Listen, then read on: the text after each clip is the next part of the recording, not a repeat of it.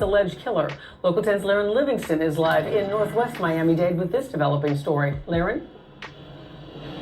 Christy, everyone we spoke with today about this situation, they used the words inexplicable and unexplainable. And they say that's because of the pastor, the person that has been killed, and because of the person who now stands accused in that killing. A pastor, a husband, a father, and a friend. I'm hurting. I'm hurting because it was senseless. It was absolutely unexplainable. He did not deserve that. Pastor Gaston Smith says Pastor Antoine Lenoir was like a brother. He says he'd just gotten off the phone with Lenoir's wife before speaking with me today. I can't even imagine this wife of 20 years. I can't imagine these 4 lovely children who all loved their dad beyond life. I mean, they loved their father. This congregation that loved their pastor. This community that is beyond explanation. The only thing that we can do at this point is pray. The call came from Lenoir's church, Westview Baptist in Northwest Miami-Dade, Saturday afternoon. Blood still stains the asphalt where police found the pastor's body. He'd been stabbed in the neck. They say earlier that afternoon, Pastor Lenoir met a locksmith at the church to change several door locks. Police say their suspect, James Dawkins, a musician who'd been ordained by Pastor Lenoir, was homeless, that the pastor let him stay at the church. The two got into an argument. Sometime later, police say Dawkins attacked the pastor. So unprovoked, he just stabbed the victim multiple times and killed him. There's probable cause for first-degree murder. No bonds. Dawkins reportedly took off after the attack and was later arrested. Something must have taken place mentally to make this happen. We're just gonna miss him sorely. Daryl Thomas says the neighborhood will never be the same. Oh man, we have lost a dynamic pastor, we have lost a dynamic leader, an amazing father, amazing community activist. He was that guy. And those condolences also extended to social media. You type in Pastor Lenoir's name and all you get is a scroll, a feed of people extending their condolences to his wife, their children, this congregation. The arrest affidavit noted something interesting. It said that he was found, unfortunately dead here at the church, but he was wearing a uniform, like a security guard uniform. We'll come to find out he worked for a private security company. And in fact, one of those guards has been patrolling the grounds around the church here, as well as the home, which is right across the street.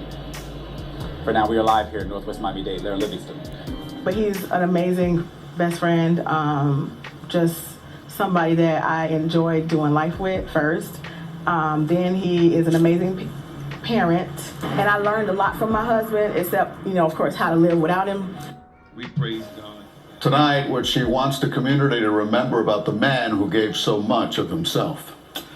Good evening, I'm Elliot Rodriguez. And I'm Lauren Pastrana. Thank you for joining us. A.D. Lenoir was killed this weekend. He was murdered while trying to help the man accused of killing him. CBS News Miami's Tanya Francois spoke to his wife and joins us now live in Northwest Miami-Dade at the church where he pastored and sadly lost his life. Tanya? That's right, Lauren. Brie Lenoir says she never imagined living life without her husband of 2 decades. But tonight, that reality is beginning to sink in for her and their 4 kids. And I learned a lot from my husband, except, of course, how to live without him.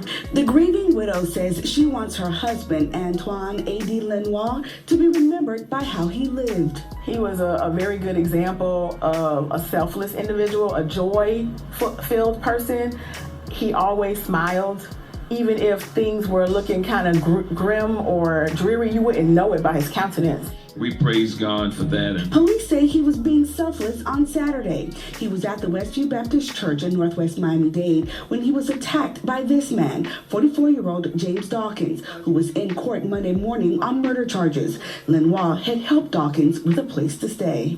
Yeah, his life is not when it ended. It's not even about when it started. It's about what he did in between to make his life count. And that is how Brie wants their 4 kids, ages 13 to 20, to remember their dad. They have their moments, and I expect that that's going to be the way it is indefinitely, going forward. But they remember their dad as the guy that when he comes, he'll play games with them. He'll, text in the house when he was funny about texting in the house. or, he'll send you the cash app you want. Those dad things. And that's what they're gonna remember the most. Now we have a story coming out of Miami, Florida. Now a suspect has been arrested in the death of a popular Florida pastor who was found stabbed in his church over the weekend.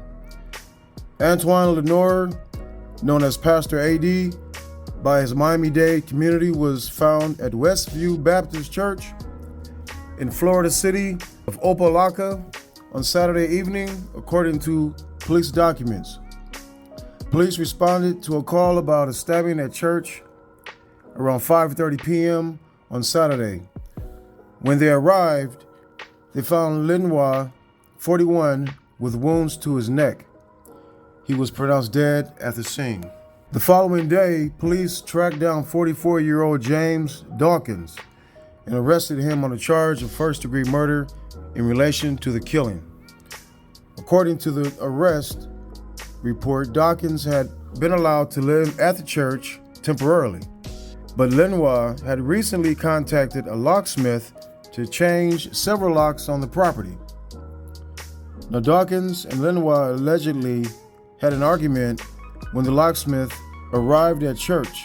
Police allege Dawkins then stabbed Lenoir multiple times without any provocation before running from the scene. I don't know what they were arguing about, but it's pretty apparent that Dawkins didn't want to be homeless.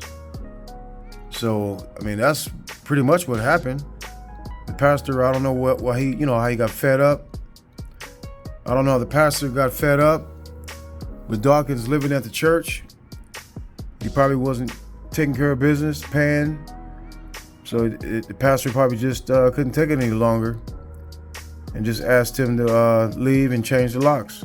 And that just sent Mr. Dawkins into a rage. What I'm not understanding is if you were in a heated argument with somebody and a fight breaks out and you kill somebody, from my understanding, I thought that was second-degree murder. And first-degree murder is something that you lie in wait or something that you plan on doing. But nevertheless, this situation is resulting in a bad crime. Once found and questioned, police described Dawkins' statement to authorities as self-serving and not consistent with the evidence obtained throughout the course of the investigation. Now, Dawkins, represented by a public defender, appeared in court for the first time Monday to enter a plea of not guilty. Not guilty, bro. Everybody knows you did it. He is being held without bond at the Miami-Dade Corrections Turner Guilford Knight Correctional Center. Now, Lenoir's wife of 20 years, Bree, told CBS News Miami that her husband had been a pastor at the church for 15 years and had become a beloved leader in the community. He leaves behind their 4 children, aged between 13 and 20. Now, he was a very good example of a selfless individual, a joy-filled person, she told CBS. He always smiled even if things were looking kind of grim or dreary. You wouldn't know it by his countenance. Now, Opa-locka Mayor John H. Taylor II made a post honoring the late religious leader on Sunday, saying in part, "The city of Opa-locka grieves the loss of a noble man and friend. We were blessed to have this great man as a part of our community, serving in many capacities to ensure that our residents had a voice." And similar messages flooded Facebook from Florida officials and community members alike, calling him a devoted family man, pillar of our community, and a force for so much good. His wisdom, kindness, and unwavering faith touched the lives of so many, mine included, said one parishioner's post. Pastor Lenoir's contributions will be remembered with great respect and gratitude. May his spirit continue to inspire us all, said another by City of North Miami Mayor Alex Desom. You know, I try to help people out from time to time. It's kind of weird because I know about a year ago, I seen this homeless woman, and she was, laying in front of a store. And so I proceeded to ask her if she was hungry, and I went and got her something to eat. And I felt so sorry for this lady. I was like, man, maybe I could probably, give her some place to stay, because the weather was bad at the time. Give her a place to stay for a couple of days. And I was like, nah, I just thought about it. I said, you never know, somebody homeless, you bring them in and they get, so happy to have a roof over their head. It might be hard to get them out, So I changed my mind on that, but I did give her some money. But this is a situation where at 44-year-old James Dawkins, I think that he was being evicted from the church, and he just couldn't take it. I don't know how it resulted in a homicide, but that's apparently what happened.